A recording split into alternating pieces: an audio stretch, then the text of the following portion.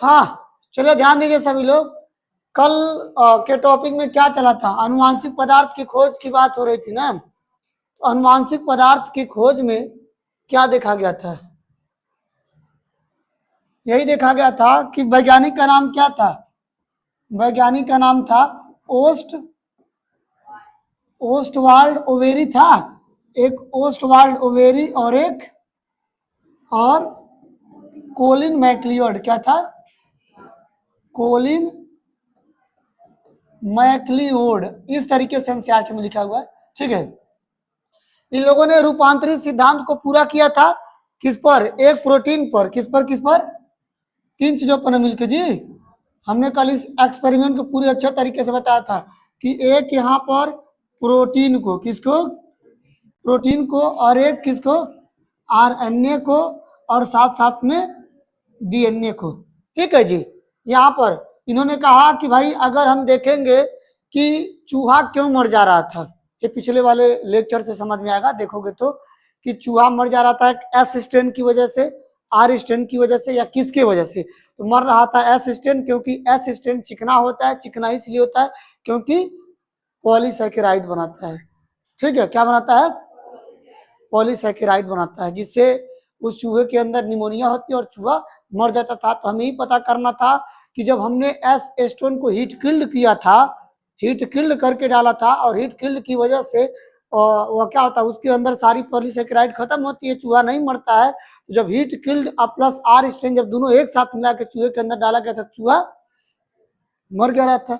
तब उसमें ऐसा क्या व्यवस्था थी कि हो गया था? तो जब क्या क्या गया, एटॉप्सी, जब पोस्टमार्टम किया गया चूहे के, तो उसके अंदर जहरीला क्या पाया गया?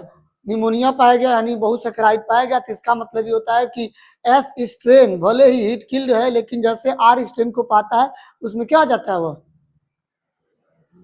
रूपांतरित हो जाता है किसमें? एस स्ट्रेन में। उसके अंदर भी पॉलीसैकेराइड आ जाती है। तो अब जो एस स्ट्रेन से जो आर स्ट्रेन में जा रहा है, हमने उसको क्या कहा था? कोई जैव रासायनिक पदार्थ है ना जी? कोई जैव रासायनिक पदार्थ है, बायोकेमिकल है। अब उस बायोकेमिकल का नाम देने के लिए हमने तीन चीजों को खोज किया, एक प्रोटीन, एक आरएनए और एक डीएनए। अब इन तीनों पर शक किया गया कि इन तीनों में से कोई एक जैव रासायनिक पदार्थ है। तो इन तीनों में से अब हम पारी पारी से प्रैक्टिस करेंगे कि लाओ देखते हैं, अगर हमारा प्रोटीन रहा होगा वहां पे, अगर प्रोटीन जा रहा होगा उसके अंदर, तो प्रोटीन को अगर हम गायब कर दें, अब्सेंट कर दें, तो चूहा नहीं मरेगा। या अगर प्रोटीन नहीं जा रहा है, अगर आरएनए जा रहा है, तो हम आरएनए को एस स्ट्रेन से निकाल दे पहले ही, उसके बाद भेजें, तब इसका मतलब चूहा बच जाएगा। और अगर डीएनए जा रहा है तो डीएनए को निकाल लेंगे तो बच जाएगा। अब इन तीनों में बारी बारी से क्या किया जाएगा? खोज किया जाएगा, क्योंकि प्रोटीन, आरएनए और डीएनए, इन तीनों पर शक था कि ये तीनों में से कोई ना कोई एगो अनुवांशिक पदार्थ होगा। ठीक है, सबसे पहले प्रोटीन को हटाया गया, कौन सा एंजाइम डाल के? बारी बारी से तीनों को हटा के तब चूहे में डाला जाएगा। ठीक है, तो आप इस तरीके से प्रोटीन को हटाया गया प्रोटीएज, किससे? प्रोटीएज एंजाइम से। ठीक है, प्रोटीएज नामक एंजाइम से प्रोटीन को हटा दिया गया। अब प्रोटीन नहीं है, अब प्रोटीन नहीं है। ठीक है, फिर इसको कहाँ पर डाला गया? चूहे में डाला गया। ये कल बातें हमने बताया था आप सबको। चूहे में डाला गया तो चूहा क्या होता है? चूहा मर जाता है। चूहा मर जाता है। क्यों मर जाता है? क्योंकि चूहे के अंदर अभी भी क्या पाई जाती है?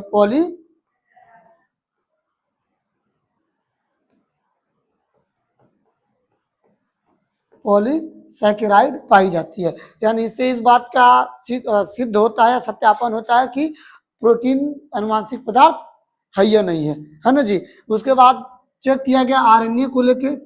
ठीक है, तो आरएनए को हटाने के लिए किस एंजाइम का उपयोग किया गया?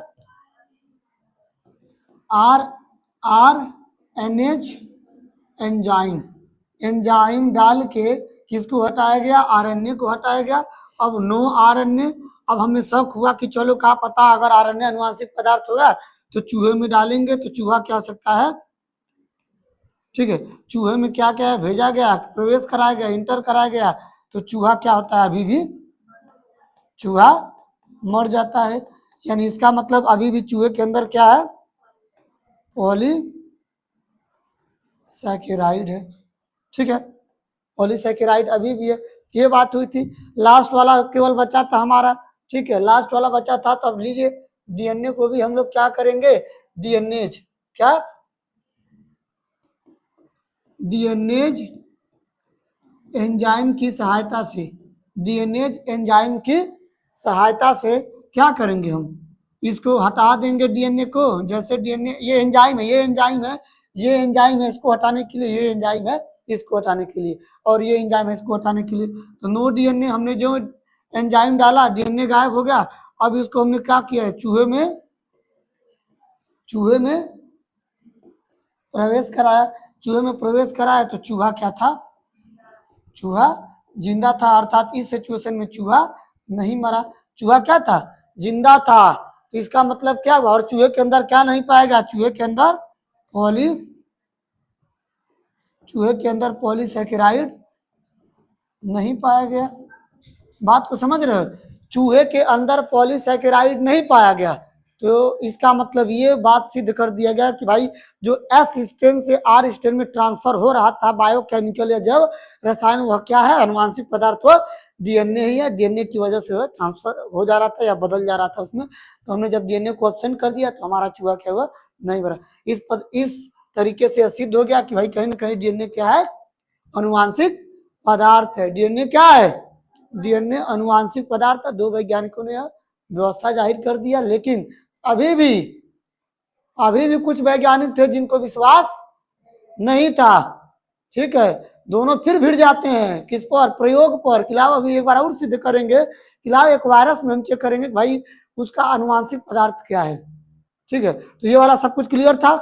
चलिए, इसके बाद भले ही कुछ भी हो, लेकिन ये तो पता चल गया कि हमारा अनुवांशिक पदार्थ क्या है, हमारा अनुवांशिक पदार्थ क्या है, अनुवांशिक पदार्थ डीएनए, हमारा नहीं बल्कि बहुत सारे जीवों में। ठीक है, अनुवांशिक पदार्थ डीएनए है। चलिए, एक इसी के ऊपर एक एक्सपेरिमेंट और किया गया, अभी भी वैज्ञानिक संतुष्ट नहीं थे। वो वैज्ञानिक का नाम है हर्षे चेज। ठीक है, चलिए आप किताब में अपना देख सकते हो। आते हैं फिर एक दूसरे प्रयोग पर, जिसे कहा जाता है हर्षे व चेज का एक्सपेरिमेंट। चेज का प्रयोग, एक्सपेरिमेंट का मतलब प्रयोगन होता है जी, का प्रयोग किसके लिए, फॉर जेनेटिक मटेरियल, अर्थात अनुवांशिक पदार्थ के लिए, अनुवांशिक पदार्थ के लिए। अब इनका प्रयोग बड़ा लहनदार था, बड़ा शानदार था, एग्जाम में यही पूछा जाता है। ठीक है, आप अगर खाली फ्लो चार्ट में समझ लोगे ना तो लाइनों को बना बना बड़े बढ़िया से लिख लोगे। बस खाली फ्लो चार्ट में, अब कहा इसको लिख नहीं पाओगे कि अनुवांशिक पदार्थ की खोज किस तरीके से की गई थी, तो लिख नहीं पाओगे। कोस्टवाल्ड और वेरी ने प्रयोग किया था प्रोटीन को लेके, आरएनए को लेके, डीएनए को लेके। प्रोटीन को हटाने के लिए प्रोटीएज एंजाइम का उपयोग किया गया था, प्रोटीन गायब कर दिया गया, चूहे में प्रवेश कराया गया, चूहा क्या होता है, मर जाता है। फिर निशाना साधा गया आरएनए पर, आरएनए को हटाया गया आरएनए नामक एंजाइम से, आरएनए हट जाता है, फिर चूहे के अंदर भेजा जाता है, फिर भी चूहा मर जाता है। इससे इस बात की पुष्टि होती है कि आरएनए भी डीएनए पदार्थ नहीं है। इसी तरीके से लिख नहीं पाओगे, फ्लो चार्ट अगर दिमाग में बैठ जाएगा तो बड़े आसानी से क्या करोगे आप, एग्जाम में लिख पाओगे। तो इसीलिए आप फ्लो चार्ट समझो। जो एनसीईआरटी की लाइन है वो थोड़ा अपने आप को क्या करती है, कठिन बनाने के कार्य करती है, लेकिन कठिन को आसान करना हमारा काम है और आप सबका काम है। ठीक है, चलो आते हैं हर्षे व चेज का प्रयोग। ये प्रयोग भी किसके लिए है, अनुवांशिक पदार्थ के लिए है। इन दोनों नहीं बल्कि एक वैज्ञानिक और थे। कौन था, कल एक बात बताए थे, क्या थे, होस्टवाल्ड थे, उनका एक भाई थे कि नहीं थे। ठीक है, लेकिन फिलहाल चलिए बातों को देखिए। दो वैज्ञानिक का नाम लीजिए, एक हर्षे और चेज का एक्सपेरिमेंट के नाम से जाना जाता है। ठीक है, होता कहां पर, तो सबसे पहले अपने प्रयोग में लिखोगे, अपने प्रयोग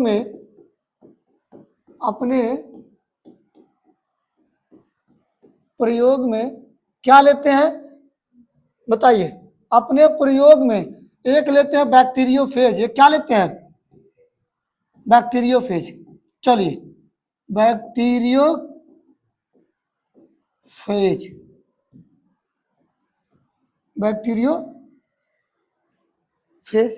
ठीक है, जिसे हिंदी में क्या कहा जाता है, हिंदी में कहा जाता है जीवाणु भोजी यह एक प्रकार का है क्या,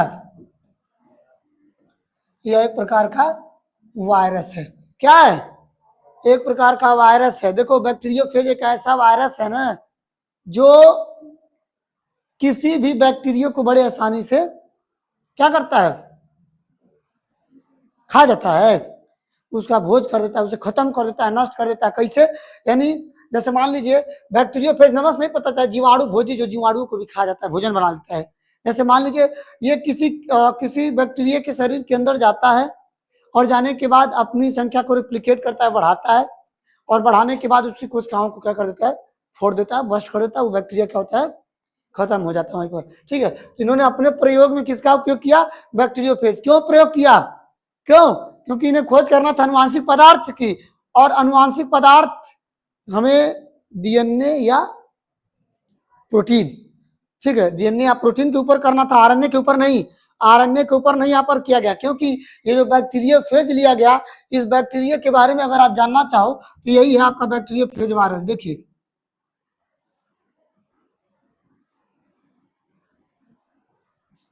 लीजिए, यही है बैक्टीरियोफेज, यही है। ठीक है, बैक्टीरियोफेज में ऊपर वाला देखोगे ये क्या होता है, प्रोटीन कोट होता है। क्या होता है, प्रोटीन कोट, ये प्रोटीन होता है। ठीक है, और अंदर इसका क्या होता है, जेनेटिक मटेरियल, क्या होता है, डीएनए होता है। बातों को सोचिएगा, इस बैक्टीरिया सॉरी इस वायरस में डीएनए और प्रोटीन दुइया को चीजें हुआ होता है, आरएनए होता ही नहीं है।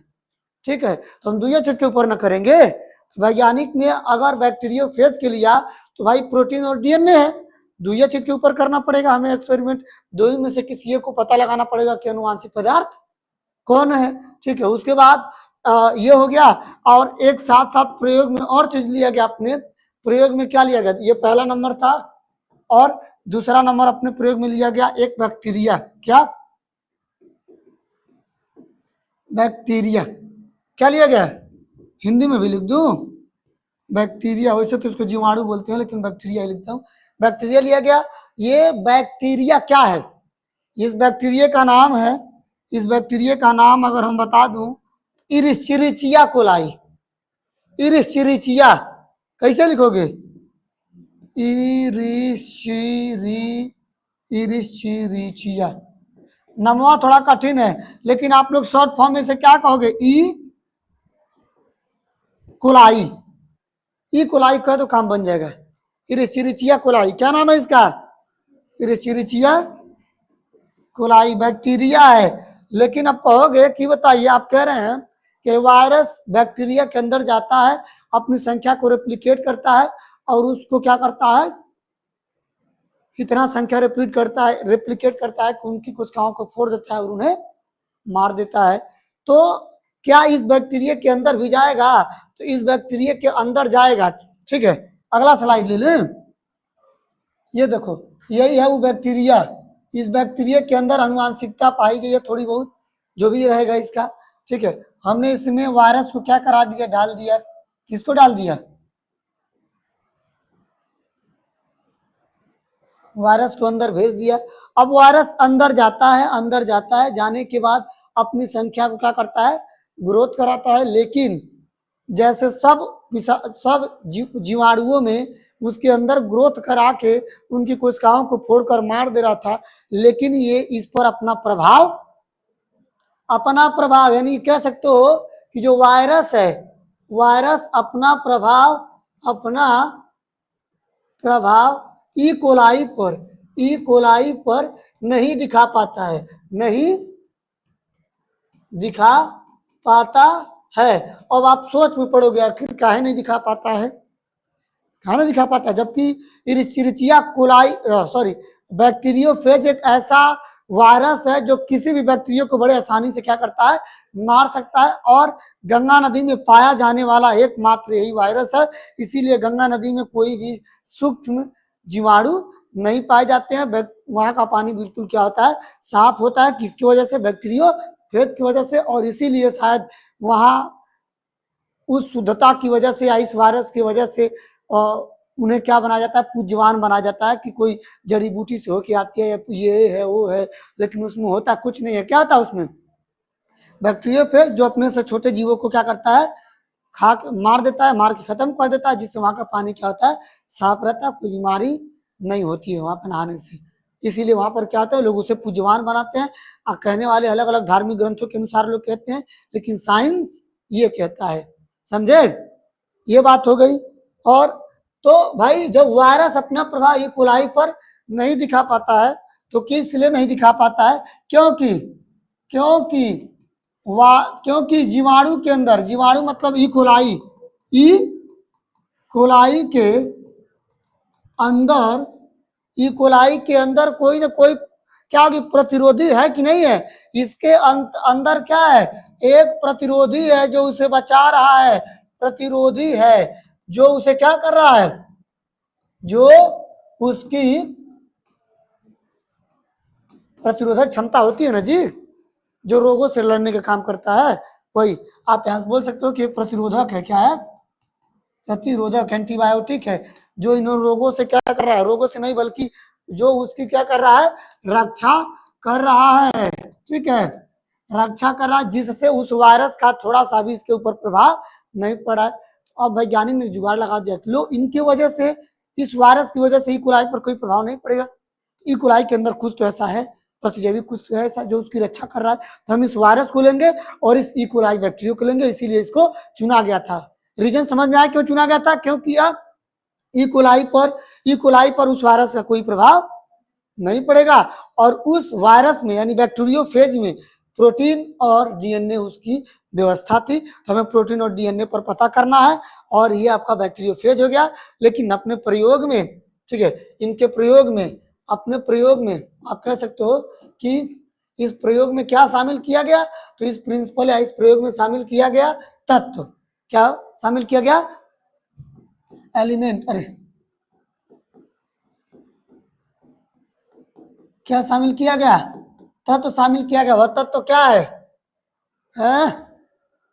वह तत्व आपका फास्फोरस है। क्या है, फास्फोरस। जैसे मान लीजिए क्या था, ये यहाँ पर एक तत्व उपयोग किया गया, उस तत्व में अगर हम बात करें, एक था सल्फर, क्या था, एक था सल्फर और एक था फास्फोरस। अब नो डाउट सबको पता होगा कि सल्फर को एस से और फास्फोरस को पी से दिखाया जाता है। बस यही प्रिंसिपल है, यही इनका सिद्धांत है, यही क्या है इनका, इन सब का यही सिद्धांत है। ये बस ध्यान से देख लो, अभी काम बन जाएगा आपका। ठीक है, यहाँ पर क्या बन जाएगा, काम बन जाएगा। तो इन्होंने अपने प्रयोग में दो तत्वों का उपयोग किया, एक सल्फर। क्यों सल्फर का उपयोग किया, क्योंकि क्योंकि सल्फर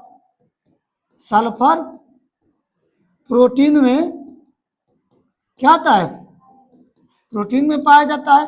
समझे बातों को, प्रोटीन को भी लेके चलना था हमको जी, प्रोटीन को और डीएनए को, दो चीज को।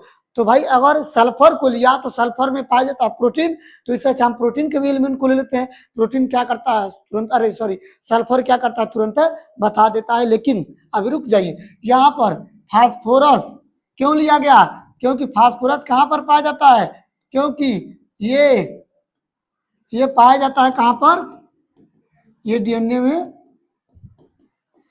में पाया जाता है। अरे भाई फास्फेट समूह होता नहीं है जिसमें, फास्फेट समूह डीएनए में होता है ना, तो फास्फोरस में पाया जाता है। ठीक है, अब आप कहोगे कि अगर हम सामान्य की बात करें, किसकी, सामान्य सल्फर की, सामान्य सल्फर की अगर आप बात करोगे तो क्या होता है, सल्फर पर 16 होता है, सॉरी 16वें नंबर पर होता है 16 सल्फर। अब परमाणु क्रमांक कितना होता है 16, अब परमाणु भार 32, ये सामान्य था। लेकिन किसी के अंदर अगर किसी चीज को देखना है तो हमें उसका सामान्य ना लेके उसका लेना पड़ेगा विकिरण। क्या लेना पड़ेगा, विकिरण लेना पड़ेगा, हमें लेना पड़ेगा विकिरण। विकिरण का मतलब रेडियो एक्टिव, क्या लेना पड़ेगा, रेडियो एक्टिव, रेडियो सक्रिय लेना पड़ेगा। क्या लेना पड़ेगा, रेडियो सक्रिय। ये रेडियो सक्रिय जो होता है ना, उसके अंदर सारी चीजों को एकदम साफ साफ दिखाता है, जबकि सामान्य नहीं दिखाता है। तो आप लोग पढ़े होंगे केमिस्ट्री में, जो बच्चे जानते होंगे समस्थानिक वगैरह होता है, एक से ज्यादा उसकी संख्या होती है। तो सल्फर एक होता है 16 32 और एक होता है 16 35। क्या आता है 1635। तो हमने इस 1635 को निशाना बनाया। हम क्या लेंगे, विकिरण वाला ही चुनेंगे। यहां पर भी बात करोगे तो अगर सामान्य की बात करोगे, सामान्य फास्फोरस की, किसकी, अगर आप सामान्य फास्फोरस की बात करते हो तो फास्फोरस कितने नंबर पर होता है बताओ। सामान्य फास्फोरस होता है 15 और ये 30। लेकिन हमें ये भी क्या लेना है, हमें लेना है, क्या लेना है, विकिरण लेना है भाई, विकिरण। ठीक है, विकिरण, ये भी क्या है, रेडियो सक्रिय है। ठीक है, लेना पड़ेगा इसका फास्फोरस 32। ठीक है, ये नीचे परमाणु क्रमांक 9 लिखो तो भी चलेगा ना जी, हमें केवल परमाणु भार से मतलब है। ठीक है, इसलिए नीचे ये परमाणु क्रमांक नहीं लिख रहा हूं। हमने सल्फर का लिया विकिरण क्या, सल्फर 35, और इसका लिया विकिरण फास्फोरस 35। ठीक है, अब किया क्या जाएगा, बारी बारी से दोनों को डाला जाएगा। कहां डाला जाएगा, किसके अंदर डाला जाएगा, चूहे के अंदर। चूहा हम लोग वही नहीं किए प्रयोग में, कहां चूहा डाल दे, है? अपने प्रयोग में दुइया कुछ चीजें लिया, एगो बैक्टीरियोफेज और एगो इकोलाई। तो बैक्टीरियोफेज के डीएनए और आरएनए में, डीएनए और प्रोटीन में ये पाया जाता है। तो बचा क्या आपका, इकोलाई बचा है, इकोलाई के अंदर न डाल के भेजेंगे तब पांच चूहे चूहा ला रहे हो बीच में। चलिए आगे बढ़े, अब ध्यान दो यहाँ पर। तो चलिए फिर आते हैं ये प्रयोग, वही बात है। चले यहाँ पर प्रयोग में एक प्लेट लिया गया, क्या लिया गया, एक प्लेट लिया गया। बात को ध्यान से सुनिएगा, ये पोषण युक्त प्लेट था। क्या था, पोषण युक्त प्लेट। चलिए एक और ले लिए, दो ले ले, एक को ले ले, हैं, दो को ले ले। ठीक है, चलिए ये भी क्या है, पोषण, पोषण युक्त, ये युक्त है, पोषण युक्त प्लेट लिया गया। हाँ, इसमें क्या डाल दिया गया, इसमें ई कोलाई तो था ही था, क्या, ई कोलाई, ई कोलाई चलेगा। अब ई कोलाई के अंदर एक डाला गया सक्रिय सल्फर, कौन सा था जी, सल्फर 35, सक्रिय यानी विकिरण वाला, ये डाला गया। और इसमें डाला गया फास्फोरस 32, ये भी क्या था, विकिरण ही था। चलो यही लिख देते हैं, विकिरण वाला, सक्रिय विकिरण था। ठीक है, ये भी सक्रिय विकिरण है। ठीक है, अब इन दोनों को एक में डाल दिया गया। अब कह दिया गया कि जाओ बेटा ग्रो करो, तुम ग्रो करो, उसी कोशिकाओं को थोड़ो फोड़ो मरोड़ो, जो करना है वो करो। ठीक है, लेकिन तो सब लोग जानते हैं कि इकोलाई के अंदर उनको कोई प्रभाव नहीं पाएगा। लेकिन बैक्टीरियोफेज का जो रेप्लिकेशन की व्यवस्था होगी, जो बढ़ाएगा अपनी संख्या को, कोशिश तो करेगा वो, अब वो करेगा वो कोशिश करेगा रोकने के लिए इकोलाई। तो अब उसी पर धई कि हम चला देंगे सेंट्रीफ्यूगेशन, धई गोल गोल घुमा देंगे। तो जो उसमें बढ़ाने की कोशिश कर रहा होगा उसकी कोशिकाओं में, जैसे क्या होता है, दही में आ जाता है, देखे हो ना जी, सेंट्रीफ्यूगेशन का मतलब वही होता है। तो उस बैक्टीरियोफेज जो होता है, बैक्टीरियोफेज के साथ जो हमें सक्रिय दिखाई दिया नीचे, याद रखेगा, सॉरी बैक्टीरियोफेज बार बार बोला, ई कोलाई, ई कोलाई होता है भारी, क्या होता है, भारी। और ये प्रोटीन क्या होता है, हल्का होता है। जीवाणु भोजी क्या होता है, वायरस क्या होता है, हल्का होता है। तो जो उसके साथ अगर रेप्लिकेशन करने की क्षमता रख रहा था, बढ़ाने की क्षमता रख रहा था, सेंट्रीफ्यूगेशन कर देने से अगर उस बैक्टीरिया के साथ अगर नीचे बैठा हुआ सक्रिय दिखाई दे दिया तो हम कहेंगे वही क्या है, अनुवांशिक पदार्थ है। लेकिन जो ऊपर चला गया वो अनुवांशिक पदार्थ नहीं होता है, क्योंकि जो हल्का होता है ऊपर जाके चला जाता है, और जो वजन होगा वही बैक्टीरिया के साथ अपना रेप्लिकेशन करने की कोशिश करता है। तो देखो यहाँ पर हमने क्या किया, ई कोलाई के साथ सल्फर को डाला, ई कोलाई के साथ फास्फोरस को डाला। उसके बाद यहाँ पर ग्रो कराना शुरू किया, और ग्रो कराने के बाद हमने क्या किया, अपकेंद्रण, क्या कर दिया, अपकेंद्रण इसका भी किया। और अपकेंद्रण इसका भी किया। अब कुछ लोग कहेंगे अपकेंद्रण क्या है, मिक्सर मशीन देखे हो ना, दाल कर चारों घूम कर उनको एकदम सब कर देता है, वैसे अपकेंद्रण ठीक है। अच्छा ही बताओ, जब हे तरह तरह किया जाता है किसमें, जो भी हो साड़ी का जमाया जाता है, तो उसमें जो वजन पदार्थ होता है वो नीचे रहता है, जो हल्का होता है ऊपर हल्का रहता है मक्खन घी, जो कृष्ण भगवान चुरा खाते थे, है ना। तो उस जब जो हल्का होता है ऊपर चला जाता है और उसके बाद हाथ डाल के उसे धीरे से निकाल लिया जाता है, और जो मठवा वजन होता है तो नीचे में रह जाता है, होता है ना जी। तो सेंट्रीफ्यूगेशन करने का मतलब जो हल्का रहेगा ऊपर चला जाएगा, जो वजन रहेगा नीचे, तो इसमें से जो हल्का रहेगा ऊपर चला जाएगा, जो वजन रहेगा नीचे। और बैक्टीरिया होता है वजन, बैक्टीरिया होता है भारी। तो बैक्टीरिया के साथ जो सक्रिय दिखाई जाता तो है या तो है, हम कह देंगे वही क्या है हमारा अनुवांशिक पदार्थ। तो अपकेंद्रण करने के बाद हमें जो व्यवस्था दिखाई देता है, हमें जो व्यवस्था क्या होता है दिखाई देता है, हेऊ बना देता हूं और हेऊ बना देता हूं, ठीक। तो इस प्लेट में ही देखा गया कि भाई चलिए बैक्टीरिया तो नीचे ही रहेगा, ये क्या है ई कोलाई है, क्या है ई कोलाई है, ठीक है। और वायरस जो होता है जो सबसे ऊपर आ जाते हैं कहां पर, जैसे दिखा दे रहा हूं इसको, ये क्या है वायरस है। और साफ साफ इस, अरे भाई वायरस नहीं बल्कि वायरस का ये क्या है, ये सक्रिय क्या है सल्फर है, ठीक है। तो सक्रिय सल्फर दिखाई दिया, चलो हटा देता हूं इसे, सक्रिय सल्फर 35 है जी, ये विकिरण सल्फर, चलिए ये विकिरण दिखाई दिया, विकिरण सक्रिय सल्फर हमें दिखाई दिया कहां पर, ऊपर दिखाई दिया, तैरता हुआ ऊपर दिखाई दिया, ठीक है। जबकि हिम में आओगे तो आप देखोगे ई कोलाई नीचे था, क्या था ई कोलाई नीचे था, ठीक है भाई मान लिए ई कोलाई नीचे। और ई कोलाई के साथ हमें क्या दिखाई दिया यहाँ पर, ई कोलाई के साथ हमें एक चीज और दिखाई दे दिया, क्या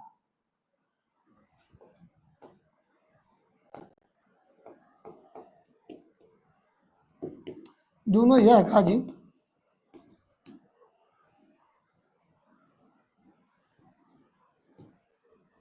ई कोलाई के अंदर हमें क्या दिखाई दिया, फास्फोरस क्या था 32, जो कि क्या था विकिरण सक्रिय था, क्या था विकिरण सक्रिय था, रेडियो धर्मिता था, अरे सॉरी ये रेडियो सक्रिय था, ठीक है। ये क्या था रेडियो सक्रिय था, साफ साफ दिखाई दिया।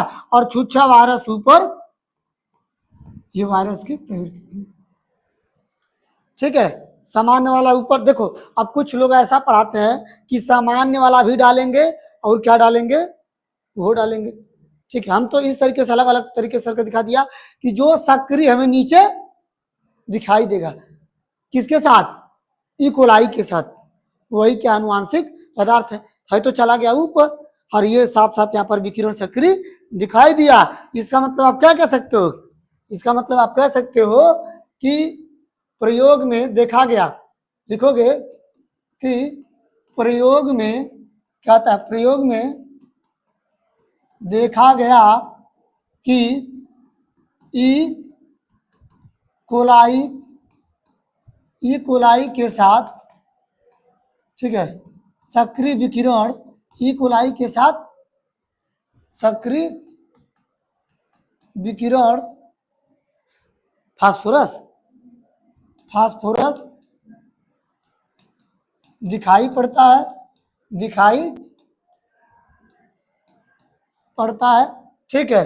अतः अतः इससे सिद्ध होता है कि, अतः इससे सिद्ध होता है कि, सिद्ध होता है कि अनुवांशिक पदार्थ, सिद्ध होता है कि अनुवांशिक पदार्थ क्या है डीएनए है, डीएनए है, क्योंकि क्योंकि जो फास्फोरस सक्रिय था, फास्फोरस, फास्फोरस सक्रिय का मतलब फास्फोरस 32, फास्फोरस सक्रिय, ठीक है, फास्फोरस डीएनए में पाया जाता है, चलिए, इस बात को पूरी तरीके से समझ पाए कि नहीं आप सब, बताइए। सब कुछ क्लियर है कि नहीं है? प्रयोग में क्या क्या किया गया था, क्या क्या चीजें लिया गया है, हमने आपको एक एक चीज बता दिया बड़े अच्छे तरीके से, है ना जी। तो किसका प्रयोग था? हर्षे व चेज का। हर्षे और चेज ने अपने प्रयोग में बैक्टीरियोफेज लिया और इकोलाई बैक्टीरिया लिया। वायरस और बैक्टीरिया दोनों लिया। वायरस इसलिए लिया क्योंकि वायरस पर प्रोटीन और आरएनए पाया गया था, और बैक्टीरिया इसलिए लिया इकोलाई क्योंकि उसके अंदर कोई ऐसा प्रतिरोधक क्षमता थी जो उसको ग्रो करने से रोक रही थी। वह ग्रो करना चाहेगा, वह रोकना चाहेगा, उसी को हम लाइट बार के टाच बार को वहीं पर देख लेंगे। लेकिन यहाँ पर लाइट बारने का मतलब थोड़ी ना कि घर वाला लाइट बारेंगे, यहाँ पर हम एक सक्रिय का उपयोग करेंगे। जिस समय वो अपना रेप्लिकेशन करना चाह रहा था वायरस, और वो रोकना चाह रहा था, दोनों लोग क्या कर रहे थे? भिड़े थे आपस में, उसी वक्त हम देख लेंगे। तो जो उसके साथ दिखाई देगा इसका मतलब वही क्या अनुवांशिक पदार्थ है। तो इसके लिए हमने क्या किया? एलिमेंट का उपयोग किया जो आज डीएनए में पाया जाता है, और जो किसमें? प्रोटीन में। प्रोटीन में पाए जाने वाला तत्व सल्फर होता है, डीएनए में पाए जाने वाला तत्व फास्फोरस होता है। दोनों का सामान्य भी होता है, दोनों का हमने सामान्य ना उपयोग करके विकिरण का उपयोग किया। विकिरण का उपयोग करने से हमें उसके अंदर की सारी चीजों को अच्छे तरीके से दिख जाती है, देखने को मिल जाती है, ठीक है। तो हमने क्या किया? दो न्यूट्रिशन का प्लेट में दोनों सक्रिय को डाल के उस इकोलाई के साथ उसको डाल के उसको क्या किया? पोषण युक्त चीजें डाल के उसको ग्रो कराना शुरू किया। और जैसे ही ग्रो किया, हमने उसका क्या करा दिया? दूसरे स्टेप में सेंट्रीफ्यूगेशन करा दिया। क्या करा दिया? क्या कराया? सेंट्रीफ्यूगेशन यानी अपकेंद्रण करा दिया। क्या होता है? अपकेंद्रीकरण या अपकेंद्रण करा दिया। अपकेंद्रण कराने के बाद दोनों प्लेट में देखा गया कि ई कोलाई के साथ कौन सक्रिय दिखाई देगा? जो सक्रिय दिखाई देगा वही क्या होता है? अनुवांशिक पदार्थ। क्योंकि बैक्टीरिया होता है हैवी। क्या होता है? हैवी होता है, और ये नीचे लेके बैठ जाता है, वजन होता है। जो इसके साथ बैठेगा, जो सक्रिय दिखाई देगा, वही हमें कहेंगे कि वही अनुवांशिक पदार्थ है। तो यहाँ पर सल्फर चला जाता है ऊपर, इसका मतलब वो अनुवांशिक पदार्थ नहीं है। जबकि बैक्टीरिया के साथ नीचे हमें दिखाई देता है फास्फोरस। फास्फोरस का विकिरण। इसीलिए हम कह देंगे कि अनुवांशिक पदार्थ क्या होता है? डीएनए ही होता है, क्योंकि यह डीएनए में पाया जाता है। इस तरीके से हर्षे व चेज का एक्सपेरिमेंट पूरा होता है। समझे? कोई दिक्कत? नोट करोगे इसे? चलिए, इसे यहीं पर रहने देते हैं। बाकी कल इसको आपके एनसीईआरटी में एक फिगर दिया रहता है, ठीक है, कल समझाएंगे, आज रहने दे रहे हैं। आप सभी लोग जरा एक बार देखिए इसको, ठीक है। यहाँ पर एनसीईआरटी में देखेंगे कुछ इस तरीके से क्या बनाया है, ये इस तरीके से फिगर बनाया है। इस फिगर को हम लोग अब कल समझेंगे। सब कुछ वही है, बस समझाना है, ठीक है। तो पीपीटी नहीं है मेरे पास कि यहाँ पर लगा के उसे दिखा सकूं। इसीलिए जो एक्सपेरिमेंट था, पूरा एक्सपेरिमेंट को आपको हमने क्या किया? समझा दिया है। आप इस तरीके से इसको तैयार कीजिएगा, ठीक है। आप जैसा जैसा एक्सपेरिमेंट किया हूँ, अगर ये आज फ्लो चार्ट पूरी तरीके से समझ गए हो, आप वैसे वैसे एक एक लाइन लिखते रहोगे, आपका खूब लंबा चौड़ा चला जाएगा। और ये बार बार पूछा भी जाता है एग्जाम में। हर्षे व चेज का एक्सपेरिमेंट जो डीएनए और आरएनए के ऊपर, सॉरी, डीएनए और प्रोटीन के ऊपर किया गया था अनुवांशिक पदार्थ घोषित करने के लिए, ठीक है। चलिए, बाकी कल मिलते हैं। आज के सेशन को यहीं पर खत्म करते हैं, बाकी फिगर वगैरह कल देखेंगे, ठीक है।